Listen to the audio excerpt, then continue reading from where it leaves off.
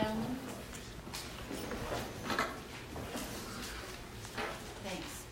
I think I mentioned last time we're beginning this unit with 3 sets of blue pages because all this preliminary stuff hopefully is familiar to you. Even if you don't remember all of it, hopefully as we go through it quickly it will come back to you. So this first one is all about vector algebra. We aren't doing any calculus yet, just vector algebra. The second packet will be a calculus review, and then the third packet will get into vector functions so that we have something to do calculus on. And then after the 3 blue packets, then you'll have to take notes again. So, here we go. Lines and planes in 3 space. The last section in chapter 5 that we'll be doing. So, the idea here is that again we're trying to connect the geometric with the algebraic or the computational. So what we want is a way to take a physical thing, a straight line, and write an equation that describes it so that everything that satisfies the equation algebraically is physically on the line, and conversely everything on the line satisfies the equation. So the idea is we're going to begin with 2 things, a point and a vector. And of course that vector has to be non-zero because it has to establish a direction for the line. The 0 vector wouldn't do that. And then we say let x, y, z be any point on the line. So again we want to come up with some expression that point, that any point on the line will satisfy.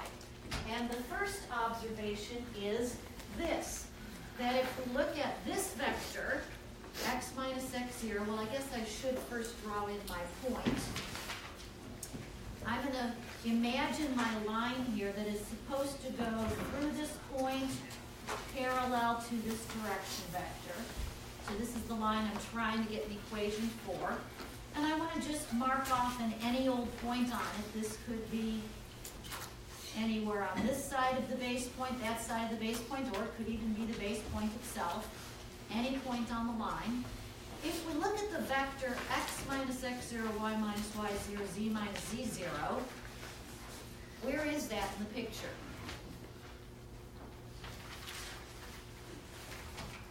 We're subtracting the components x, y, z. We're starting with those and then subtracting off the components x naught, y naught, z naught. So what vector is that?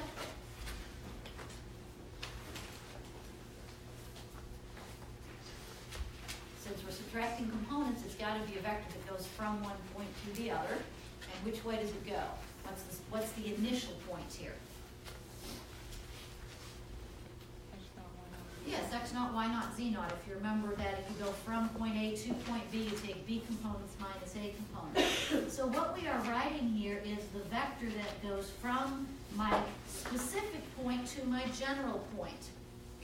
But the real key thing to notice is, how does this vector compare to this one? Since I'm supposed to make points, I'm supposed to have this line go in the direction of that vector, then these 2 vectors have to be parallel. They've got to be parallel vectors. And what's true about parallel vectors is that one has to be a scalar multiple of the other. So if the 2 vectors are parallel, then this vector that I've created has to be a scalar multiple t times the vector ABC. Now you're all getting very concerned because I skipped one blank. These 2 vectors are parallel with what exception? Either this vector is parallel to that one, or the exception would be that this vector might be the 0 vector. In other words, if this point happens to be identical to that point, then we would have the 0 vector. But that's actually not a problem because it's still then true that this would be a multiple of that. It would just happen to be the 0 multiple. So we're still okay. And then if we take this thing apart, now we actually have some equations for the line.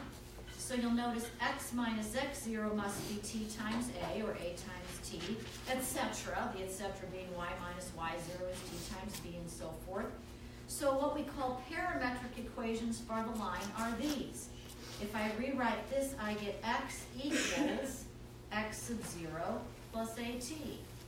And similarly, I get y equals y0 plus bt, and z equals z0 plus ct. And of course, we call them parametric equations because x, y, and z are given in terms of the parameter t. This is a little bit like what we did with phase portraits. You think of time passing and the x, y, and z all change, and you mark out the straight line in space. A vector equation simply takes the parametric equation and sets the x, y, z in a vector and sets what they're equal to in a vector. So a vector containing x0 plus at, y0 plus bt, z0 plus ct. And my favorite way then to write the equation of a line is to split apart this vector equation and write it as x0, y0, z0 plus t times abc. If you get that down and then take a look at this compared to the preceding line, I hope you're comfortable with seeing that it's the same thing. Now, why is that my favorite way of writing it?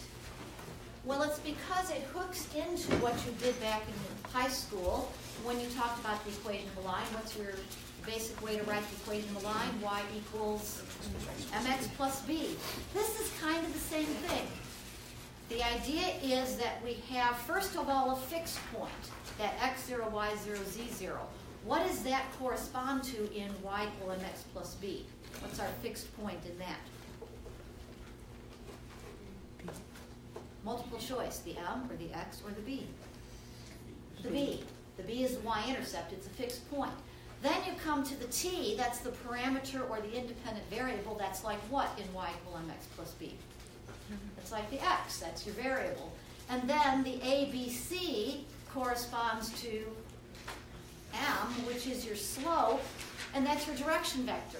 So the idea is you're starting at a fixed point, and then you're going in a certain direction multiplied by the variable. So it really is very much like what you've seen before, and that's why I like it in this form. So it is like y equal mx plus b, as long as you get the right things corresponding to the right things. And the way that I like to remember this in words is this. This thing I call the initial vector. You could call it a fixed vector, a fixed point, or whatever, but it gives you the idea of something that's there at the beginning or fixed, plus the parameter, or the variable, that's your t, times the direction vector, that's like your slope. The vector AB establishes the direction.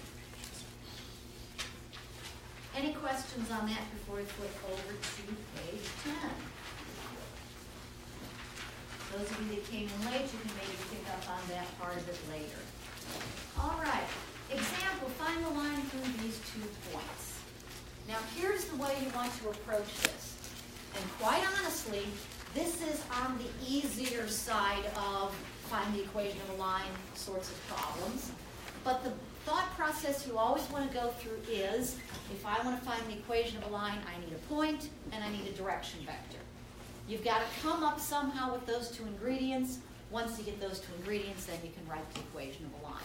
So, do we have a point? Obviously, we've even got 2 of them.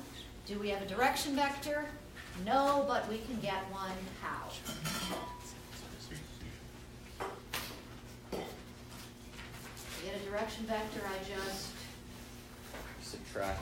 Yeah, subtract components. 1 point, the components 1 point from the components of the other.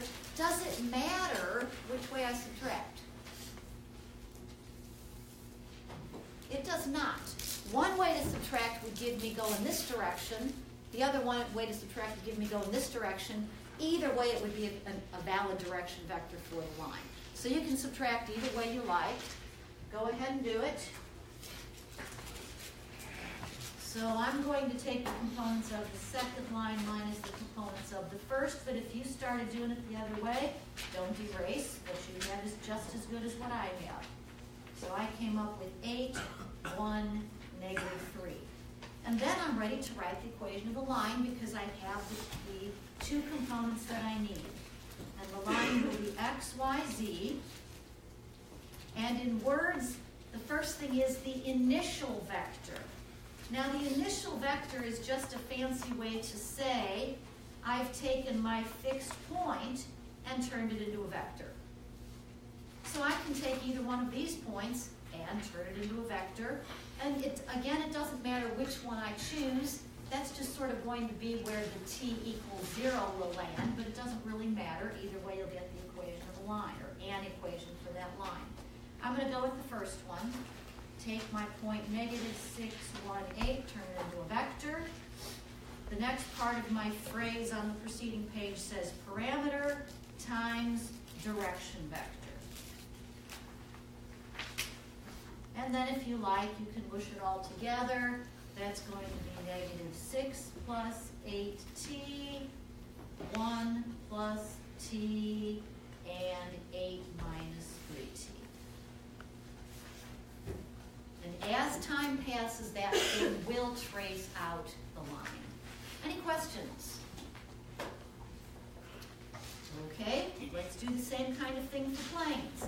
Again, the idea is you want to find a way to write the plane algebraically so that everything that satisfies your little equation is physically on the plane. Everything physically on the plane satisfies your equation. This time we're going to have these two clues. A point on the plane. Now this time it wouldn't make sense to have a vector on the plane because that wouldn't be enough to determine what you need. So instead, we do a vector normal to the plane. So this is not a vector in the plane, but a vector normal to the plane. And it does have to be, again, non-zero in order to establish a direction. Now, you kind of, I trust, have a sense of what normal means, but we need to pin it down. Hopefully you have a sense that it means something like a perpendicular kind of a thing going in the direction perpendicular to the plane. Mathematically, how can we pin that down?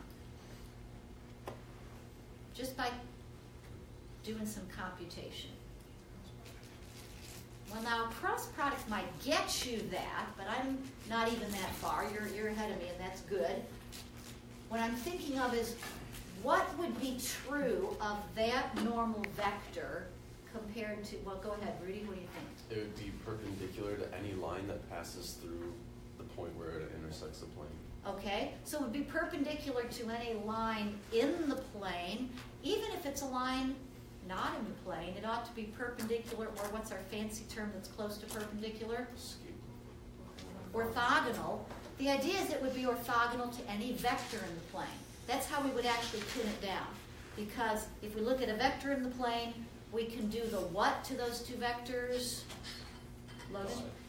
Dot product. The dot product, and we would expect to get an answer of 0. So that's how to mathematically pin down this idea of normal to the plane.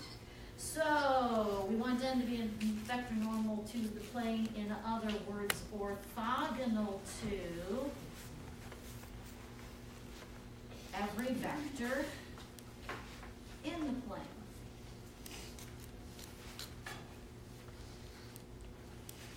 All right, so there are our two ingredients, a fixed point and a normal vector. And again, I want to begin with a general point because I want to come up with something that's true of any point in the plane. I'm going to draw that right here. You could draw it anywhere in the plane that you like. We'll call that x, y, z. And once again, I'm going to come up with a vector that goes from my fixed point to the general point. So that's going to be the vector x minus x0, y minus y0, z minus z0. And where does that vector lie? Maybe that's such a it's in the plane. Hopefully you see that if the 2 points are in the plane and you connect them with the vector, you get something that lies in the plane. And therefore, what's true about that vector compared to the normal vector?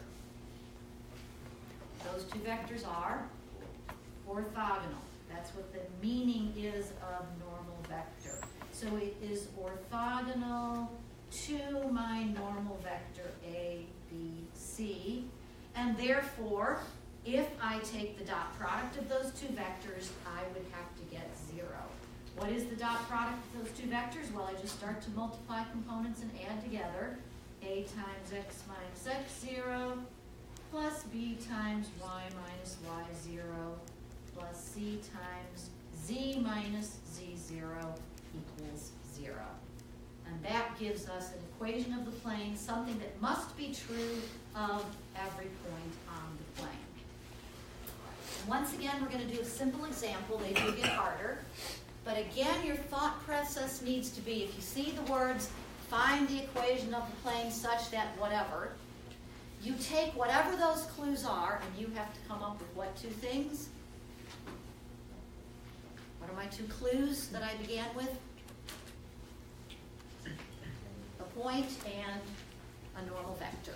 If you can take your clues and come up with a point and a normal vector, then you know you can get the equation of the plane with this little scheme. So in this case, I'm giving you 3 points.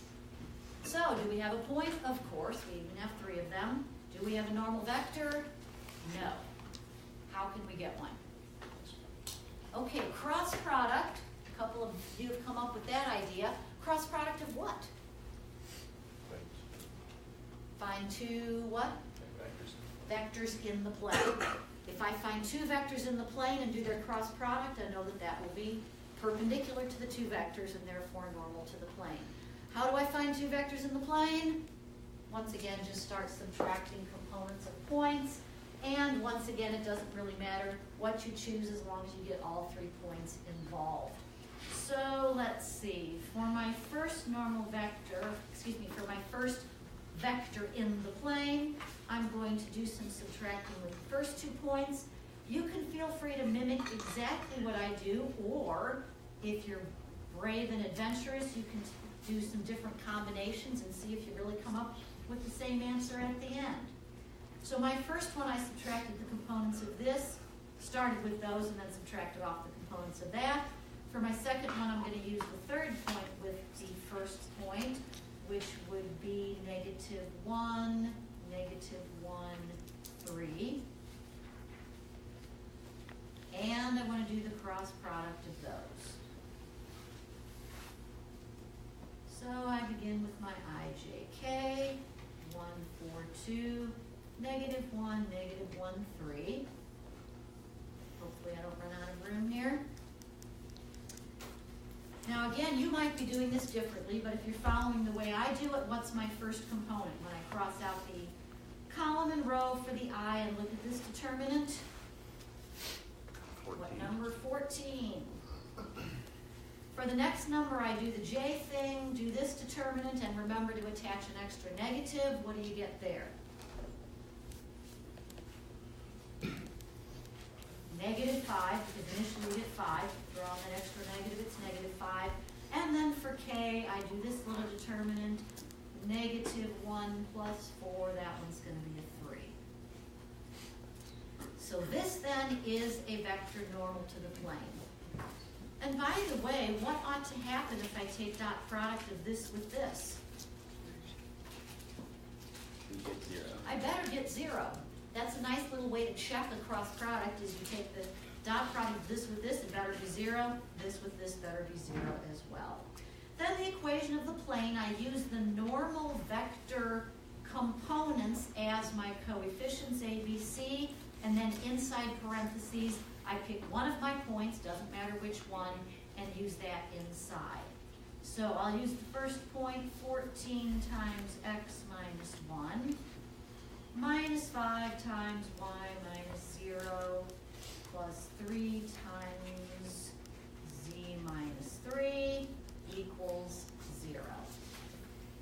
And if I just clean that up a little bit, 14x minus 5y plus 3z equals, let's see, -14, 0, -9. That's a -23. Pop it over on the other side, +23. And how could I check that?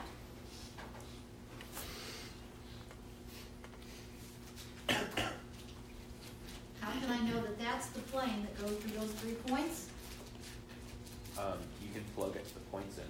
Yeah, I can plug in all 3 points, and if it works, we're golden. It's all good. And they all should work. Now, this last note is something that you can often use if you're working through other kinds of problems. If you are given an equation in this form, notice that this 14 negative 5, 3 survives all the simplifying. So basically, those are the components of my normal vector. So if you have something in the form ax plus by plus c, z equals d, you can just pick off those components of the x, y, and z and know that that will restore your normal vector. That's just a handy-dandy little fact to know in some problems. Any questions? Okay. I know a few folks missed this first part. I'm going to leave that there for a moment while I pass out the next new packet. Let's see, this is the one that's next. Oh, I lied. That is not the one that's next. This one.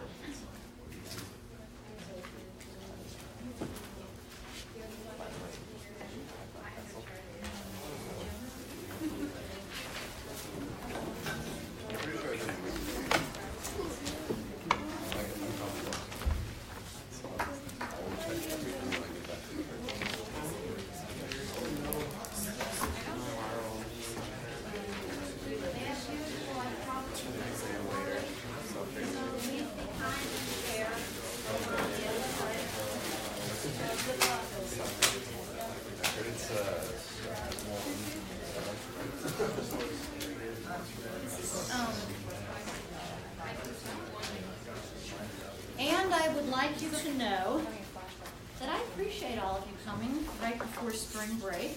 So I brought candy for you. Love candy. Now I did forget to bring a big bowl today. This is my usual candy dish from my office. If you haven't yet visited my office, you know you get candy when you come. So, you know, if for no other reason, you can come for that reason. But in any event, I have my small bowl, not my big one. So if at any point one of the 3 kinds is out, then please come up or send the bowl back up and we'll refill. Let's see, I have Twix, Starburst, M&Ms. I guess I can throw in some Kit Kats too, 4 kinds. So if anything disappears and you want to refill, just send it on up. Got it? All right. So, next blue packet.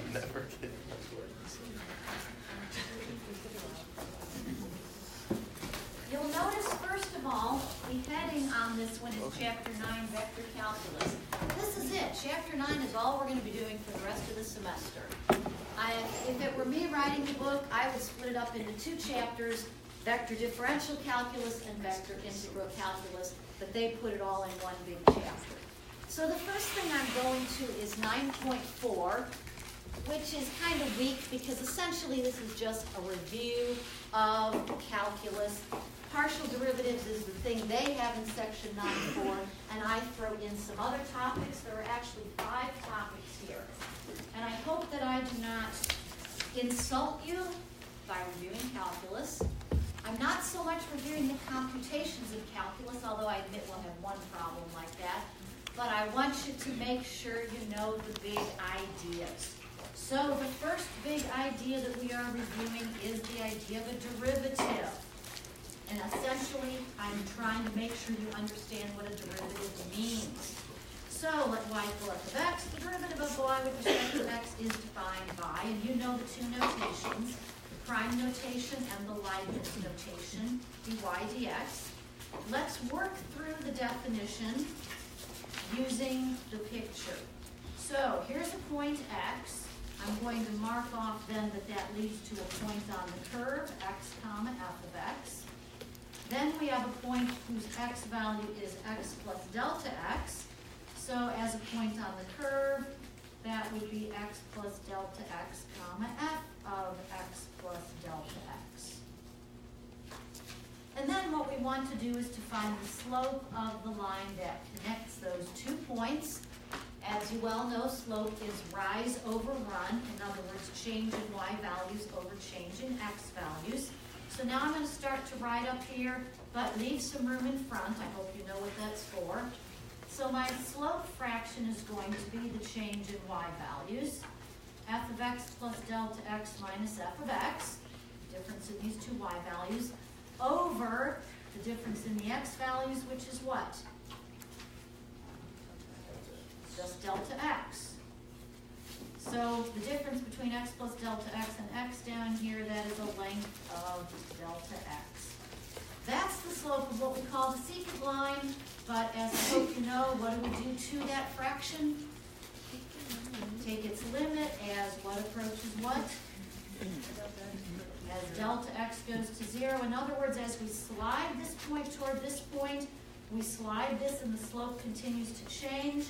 And eventually, instead of the slope of the secant line, we get the slope of the tangent line. So we end up with m, the slope of that line, which is my derivative f prime of x. Any questions on that? Okay, did we get Cole to come on down yet? Baker, I'm going to put you in charge. Bring it on down.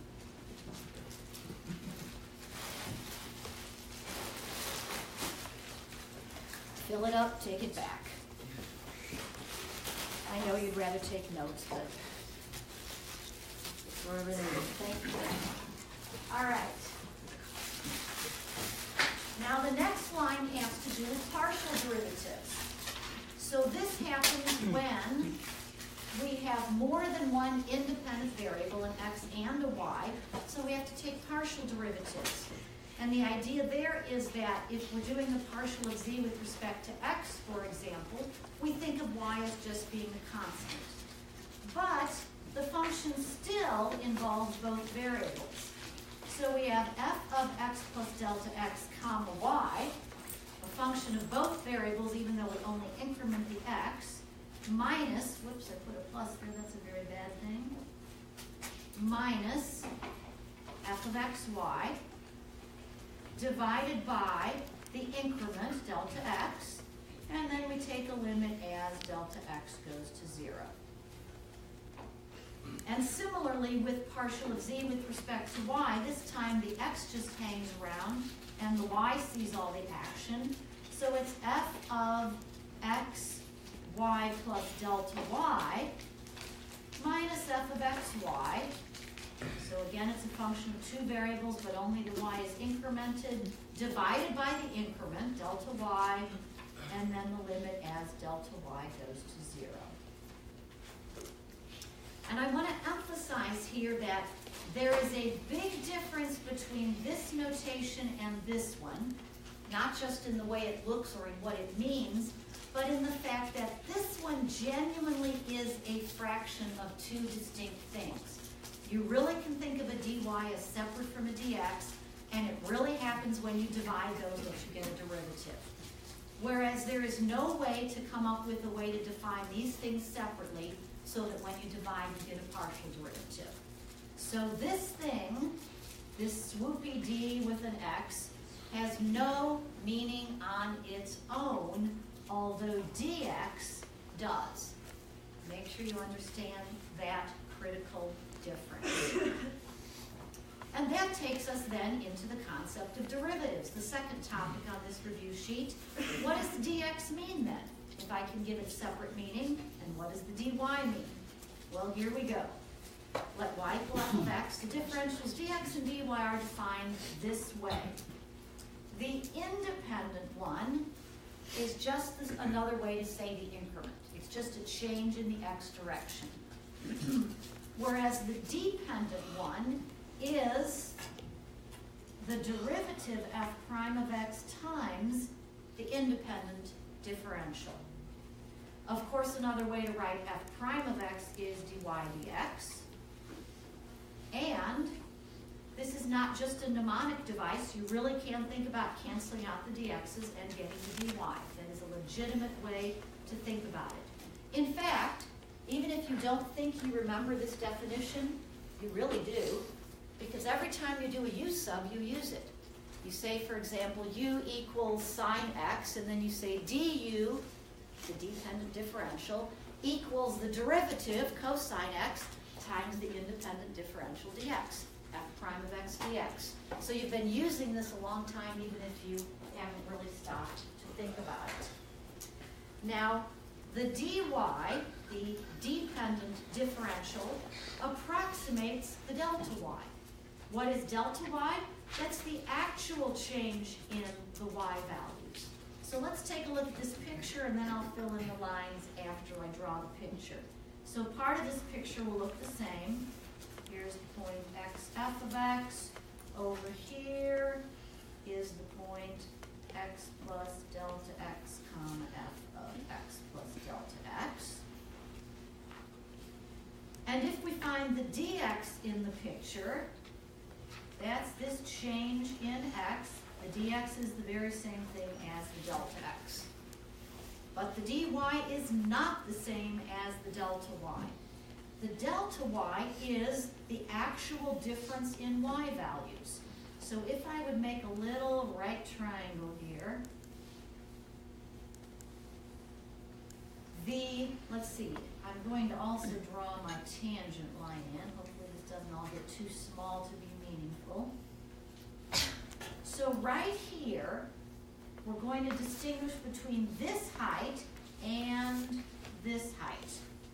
Hopefully you have enough space to do that in. So the larger height, in this case, it isn't always larger, the way I've drawn it here it is, this is the actual change in y. This is delta y. The smaller one, the one that involves the tangent line, that is the dy. Because you want dy over dx to be the derivative. So the slope there should be the derivative. So the dy has to do with the tangent line. In words, delta y is the change in y as the curve is followed.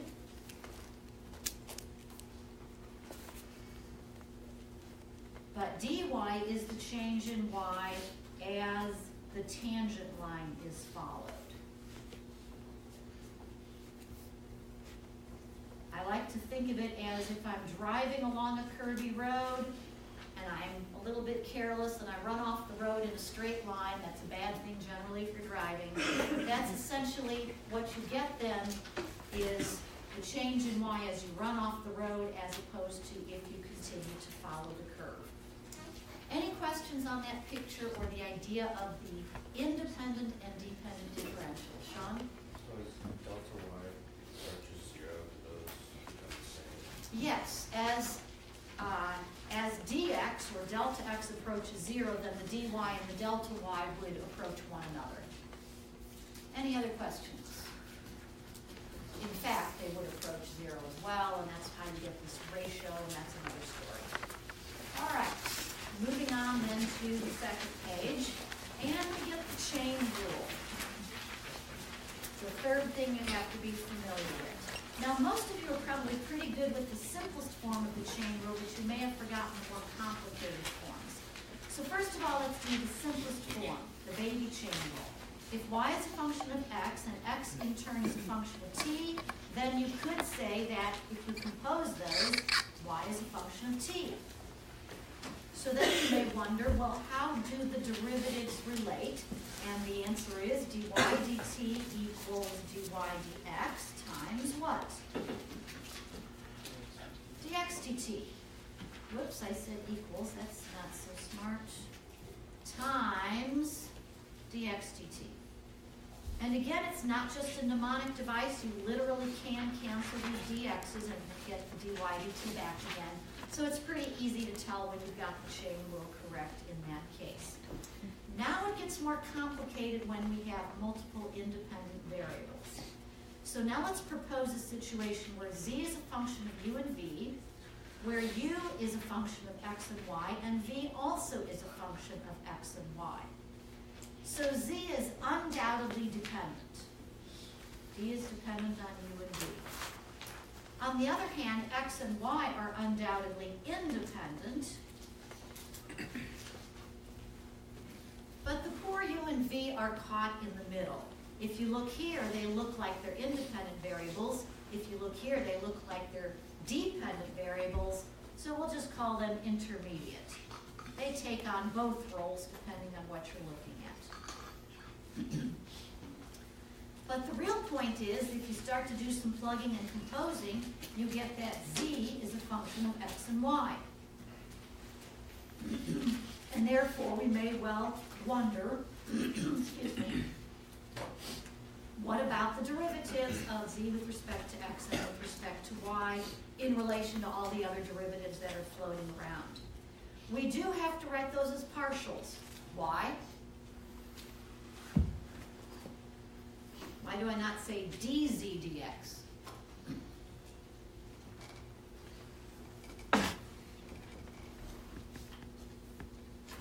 Or should I?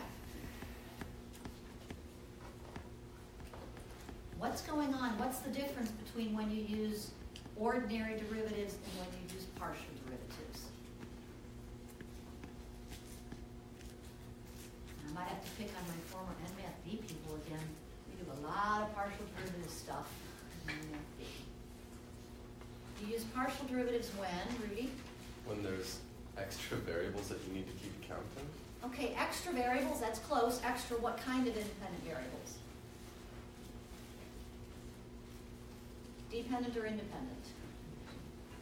Independent. When you have multiple independent variables, more than one independent variable, that's when you have to do partial instead of ordinary derivatives. So here, since z is a function of both x and y instead of just x, that's why it's a partial z with respect to x. And one thing that I just really do try to harp on in all of my classes, don't just learn to compute, make sure you understand the big picture. The computations here we're going to do, but don't lose sight of the fact of when do you do a partial derivative, when do you do an ordinary one. That's a big picture idea. Okay, so what is the rule? It's actually kind of complicated. The partial of z with respect to x looks like this. And first I'm just going to give it to you, and then we'll pick it apart. It's the partial of z with respect to u times the partial of u with respect to x, plus the partial of z with respect to v times the partial of v with respect to x. And everything inside there is a partial derivative. Here's how I like to think of it. I'm trying to get from z to x, and I first do it going through u, and then I do it going through v. That's a mental way of remembering how to make the chain rule work. Now I have a question for you. It seems to me that if I cancel out this guy and cancel out that guy, and then add, that I'll end up with twice as much as I need. What's going on? What's the problem? In what way is my thinking wrong?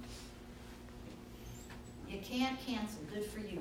You can't cancel because these things do not have separate individual meaning like they do with the actual differential. So do not imagine that you can cancel there. You can't. Okay, partial of z with respect to y, same pattern. I have to go from z to y, but I still have to go through each of the intermediate variables.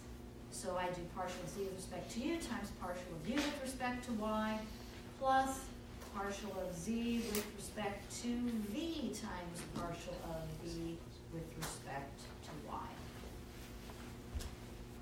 Let's practice that with a slightly different pattern, but the same kind of thing where we're composing functions. This time I'm proposing that w is a function of x, y, and z, where x is a function of t, so is y, so is z. In that case, w could be thought of as a function of t, and so I might ask about the derivative of w with respect to t. Why am I writing it as an ordinary instead of a partial derivative? Because at that stage, when I go all the way from w to t, there are how many independent variables? Just one. So that's why it's an ordinary derivative. But still, to get there, I have to go through each of the intermediate variables. So it looks like this. First, I'm going to have a derivative of w with respect to x. Is that going to be an ordinary or a partial? Partial. A partial, because at that stage, W is a function of three things. So I'll have the partial of W with respect to X times then some kind of a derivative of X with respect to T, ordinary or partial. That one's ordinary because at that stage there's only one intermediate variable, one independent variable. So times dx dt plus, now I go through y. Partial of W with respect to y times ordinary derivative dy dt plus partial of W with respect to z times dz dt. And I can give you all kinds of different versions of the chain rule, but they all have that same pattern to them, going from W to Z to T, through each of the intermediate variables.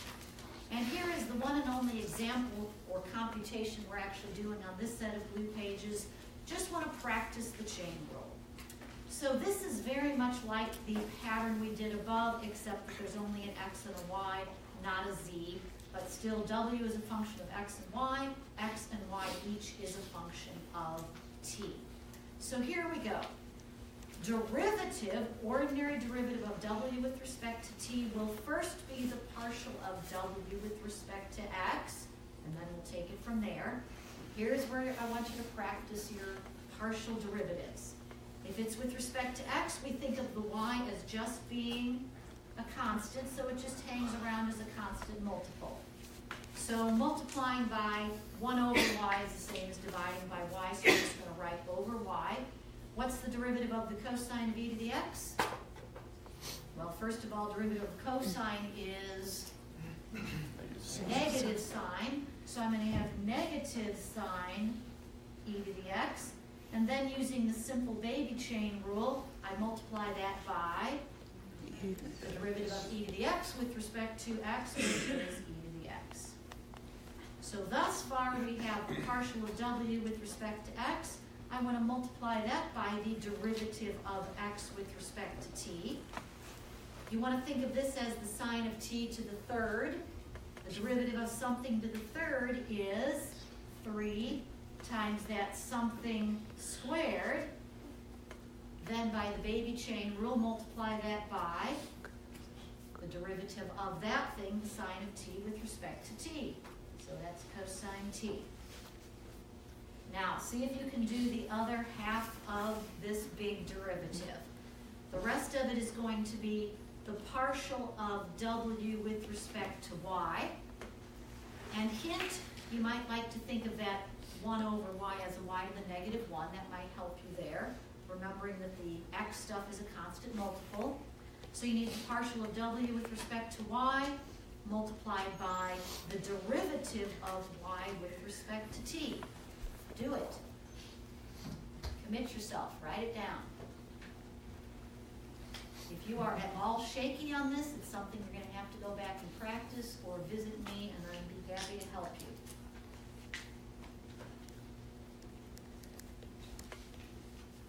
So hopefully what you are doing is, first of all, the partial with respect to y, the partial of W with respect to y, so the x stuff just hangs around, and then the derivative of y to the negative 1 is minus y to the negative 2.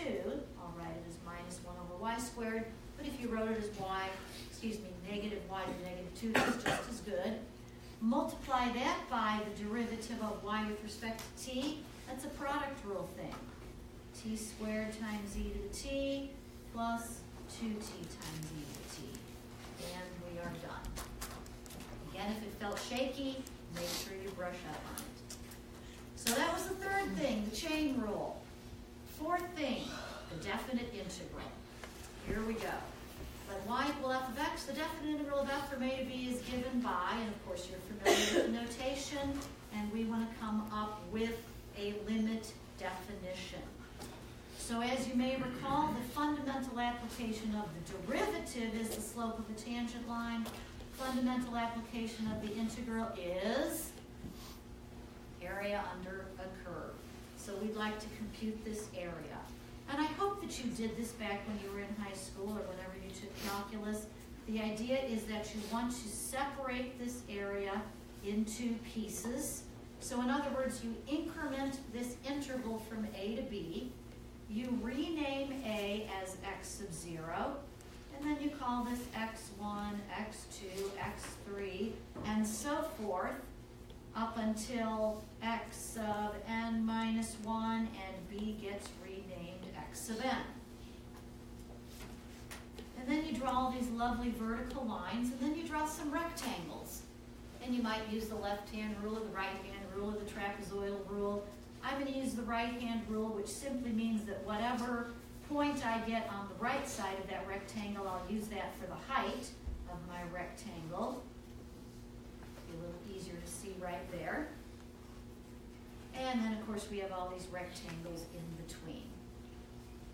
So now I add up the areas of the rectangles. What is the width of each rectangle? Well, we call that delta x. Delta x is going to be the difference between any two successive x values. That's my delta x. The height of each rectangle is what?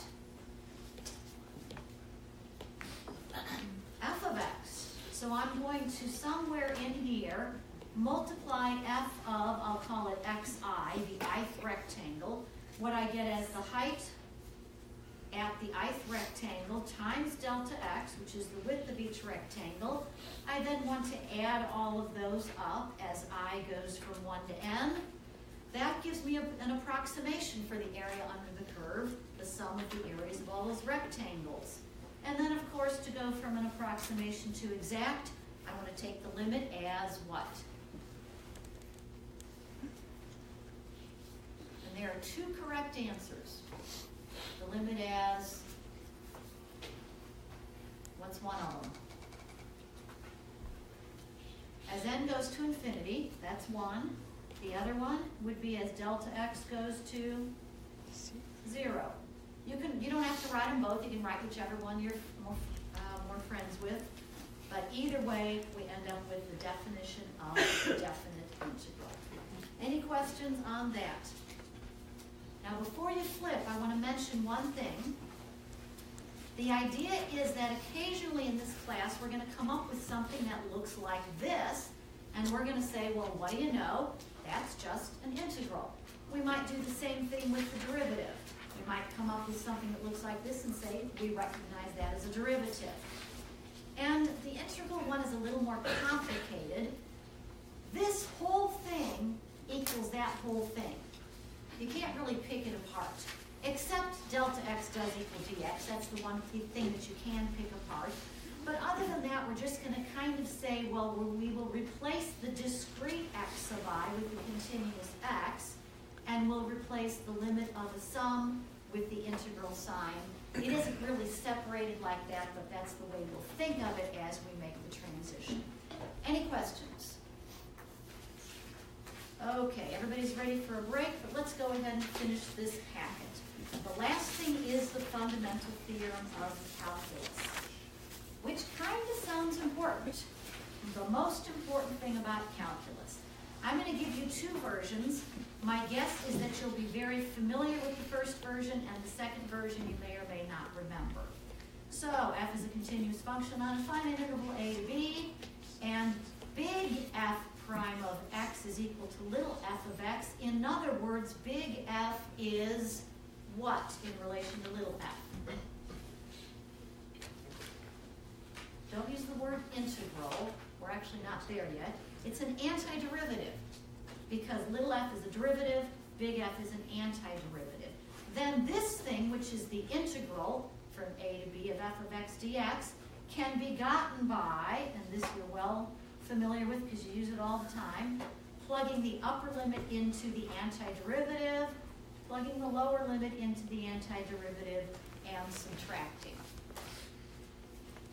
This is actually a marvelous and surprising and wonderful thing, and you've probably forgotten that it's marvelous and wonderful and surprising because you're so used to it. Basically, it's marvelous and wonderful and surprising because what it says is this. You've got this idea of the slope of a tangent line that's connected to a derivative. You've got this idea of area under a curve. Somehow, those ideas are connected. Somehow how the process you use to get the slope of a tangent line is the opposite of the process you use to get area under a curve. And why in the world would those two geometric things be related? If you think about it, slope of a tangent line, area under a curve, they seem totally unrelated, and yet this theorem says they're connected because the opposite process, the antiderivative, gives you the area under a curve, or the integral. So an antiderivative of f can be used to compute the area under the curve defined by f. Now the second version. Suppose little f is continuous on AB, and what we're going to do is to create a new function using the concept of area under a curve. So you'll notice that I have the little a as the lower limit, but the upper limit I have as a variable quantity. Why have I switched f of x dx to f of t dt? Well, because x already has a job. It's going to be the upper limit, so I just have to use a different variable over here for the variable of integration.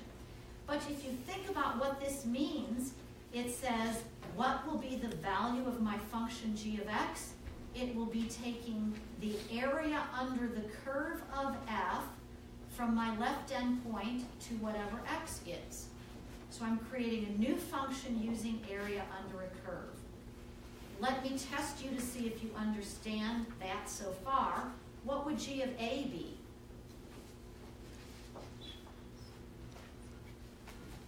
G of a would be the area under the curve from a to a, which is 0. And then g of other things would be progressively bigger and bigger, assuming little f is positive. But you could also make it work if it's below the axis. All right, so what is the conclusion? The conclusion is that this creature we have defined using area under a curve turns out to be an antiderivative of f. So in other words, if I take the derivative of it, I get back to, whoops, I should be using an x here. If I take the derivative of g with respect to x, it turns out to be f of x. In other words, if we define a new function using the area under the curve defined by f, this new function turns out to be an antiderivative of f.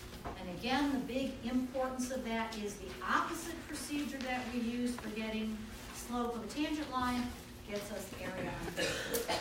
Any questions on a whirlwind review of Calculus 1? You just did the whole semester of Calculus 1 in 30 minutes. You should be very impressed with yourself. All right, let's take a break. I would like my attendance sheet, and if for some reason you didn't get candy, please come down and get candy. Who does not have one? Everybody good? Okay. And thirdly, I should not fail to mention what's going to be happening the week after spring break. Exam 2. It actually should land right in the middle of spring break. It's at such an awkward spot, but nobody wants an exam the day before spring break or the day after spring break, so I pushed it back to the second day, the Thursday after spring break. Hopefully everybody will have themselves collected by then. But it will cover not even the calculus review. It will cover the first packet of blue pages, chapter 7, vector algebra. It will not cover the second or the third packet of blue pages. So it is a bit delayed, but we just didn't want one too close to spring break. All right, so once again, make sure you have a blue packet. If you don't, you will find one. Everybody good? Yes, we. Could I ask what daily homeworks are relevant for test 2? Oh, that's too hard for me to think about right now. All right. Whatever goes with, yeah, just look at the chapters, look at the outline. By the way, I have already posted the outline on Canvas, so you can feel free to look at that and then surmise the daily assignments from that.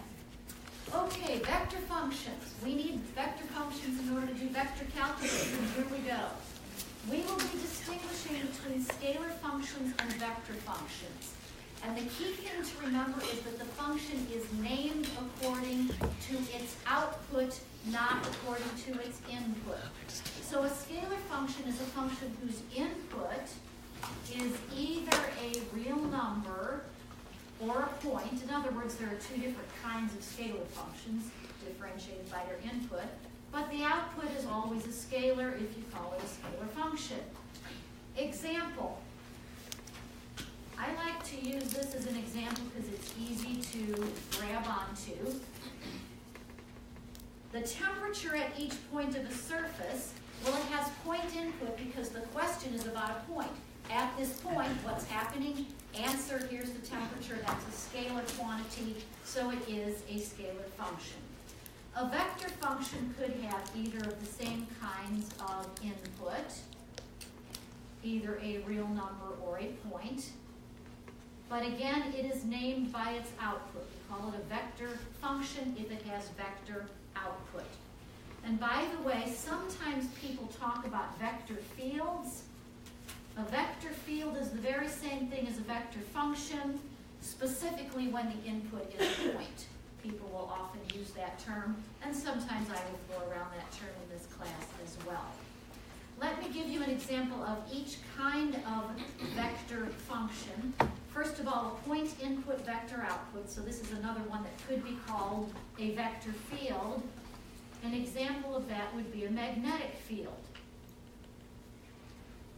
So in other words, at each point in space, there is a vector, a magnetic sort of a pole. It has direction and magnitude, therefore it is a vector output.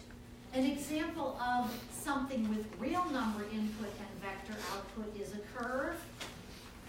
And I'm going to leave it at that here because you can see that's what we're going to get into next. So a curve has real number input and vector output. Well, you don't normally think of a curve having anything to do with vectors, so we've got to talk about that. So consider a vector function with real number input and vector output. So the notation is going to look like this. You can see it's got real number input. We generally think of it as time input and a vector output. Since it's a vector output, I ought to be able to write it as a vector. And the way to do that is to say x of t, y of t, z of t. So it's got components, 3 real components as its output, which makes a vector, and again, time input. So how do you think of a vector as a curve? That's weird. Here's the way you think of it. So what this is saying is that as time passes, we get a succession of vectors, a new vector for each point in time. So as time passes, I'm getting all these arrows floating around in space. The idea is we take the initial point of each of those arrows and anchor it at the origin. So I'm not letting the whole arrow float around. I'm now only letting the terminal point float around. I'm keeping the initial point anchored. And I think of it sort of as a laser beam at the end point. You think of the terminal point as tracing out a curve in space. So that's how a vector output, it actually kind of gives you point output if you think about the terminal points floating around in space, and that is my curve or my vector function. That's the way to connect those ideas. So let's write that out. The initial point of each vector is fixed at the origin, and as t increases or as time goes by, the terminal points of the vectors r of t trace out a curve in space. We call r of t a vector equation of the curve. The equations x of t, y of t, and z of t, in other words, if I split apart the vector equation, I get parametric equations of the curve. Hopefully, this gives you a little bit of deja vu compared to something we did earlier today already. What was that? Where did we already have a vector equation and parametric equations? That was on the first of the 3 blue packets toward the end, page 9.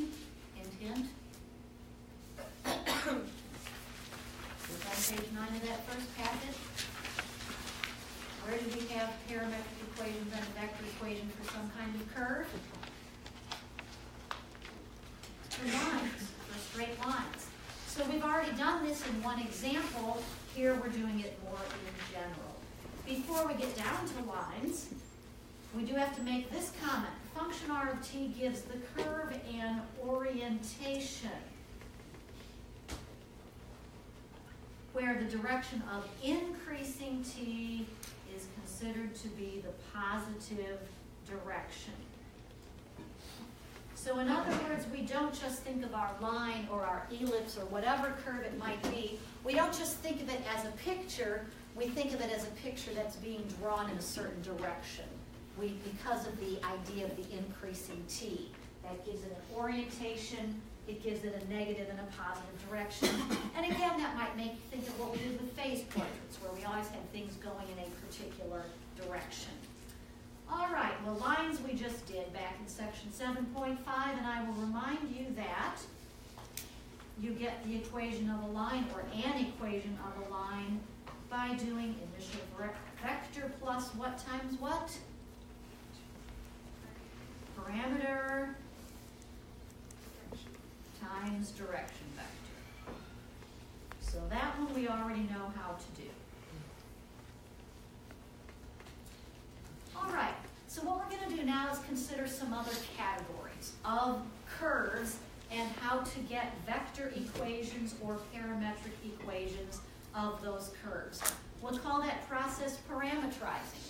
Getting that parameter, that t, into the picture and coming up with a way to do equations of curves parametrically. Our first category will be ellipses / circles. Here is the kind of question I will not ask you on an exam. Here's an ellipse, is it or is it not actually a circle? You know ways of doing that when you're graphing in just 2 dimensions. It's actually trickier when you're graphing in 3 dimensions to know whether an ellipse is actually a circle or not. I'm not going to worry about that. I don't care. I'm just taking that as a whole category, ellipses / circles. And the whole key to working with ellipses and circles is the trio of useful identities, and especially the last one. So all of you hopefully know that no matter what the angle I have, the cosine squared of that angle plus the sine squared of that angle is 1. Let's make that identity a little more complicated. What happens if I put a bt in? If I happen to stick in another number in there? What is cosine squared bt plus sine squared bt?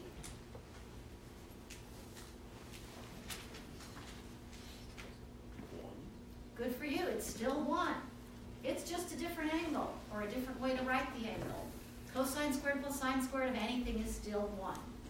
On the other hand, what if I then pre-multiply the cosine squared and the sine squared by an a squared? Then what do I get? A squared, because I could pull out that a squared. I get a squared times 1, or just a squared. All right. Now our examples will come in 2 forms. Sometimes it's useful to have parametric equations. In other words, to have the t involved. Other times it's useful to get rid of the t and just look at the x, y, and z in relation to one another.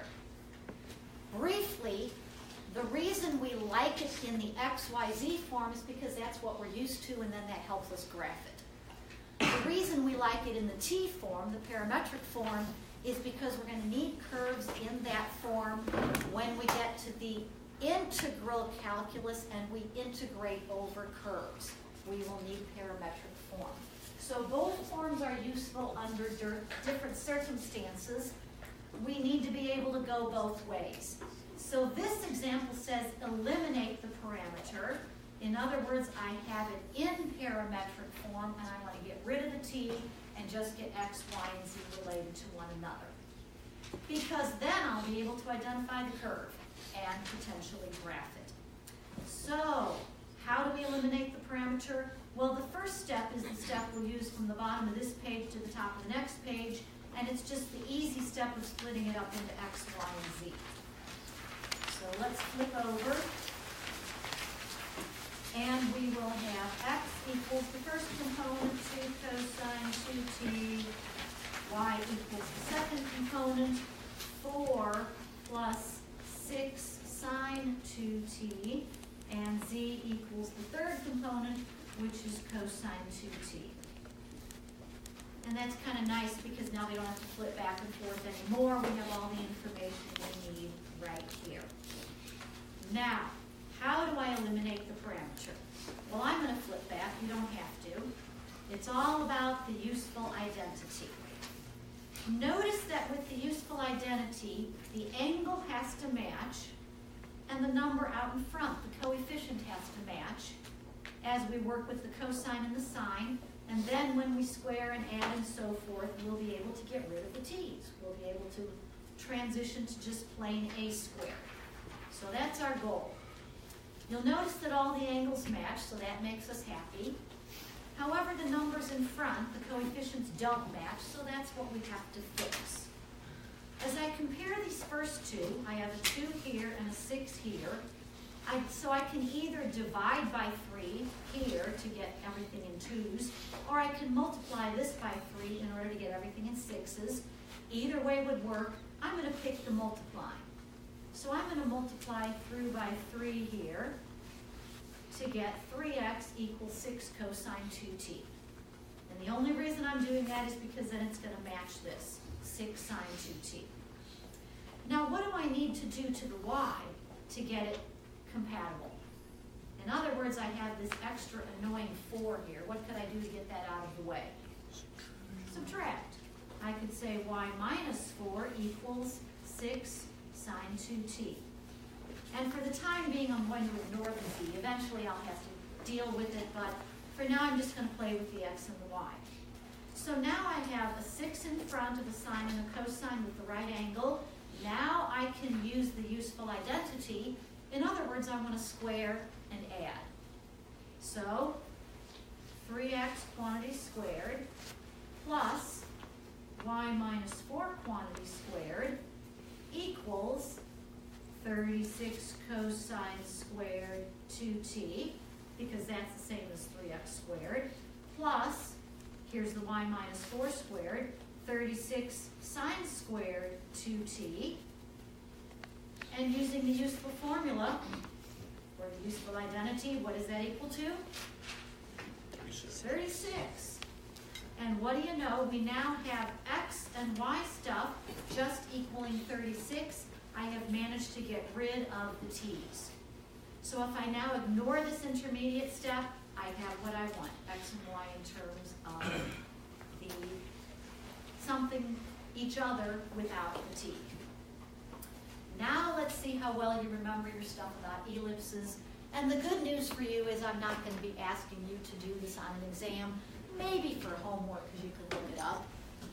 But how do I know that this is an ellipse? Other than I've said this is an example in this category, what is it about this that tells me it's an ellipse as compared to, say, a parabola or a hyperbola?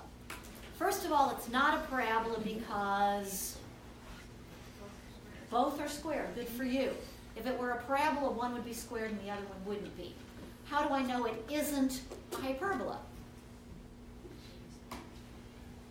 Okay, they're added.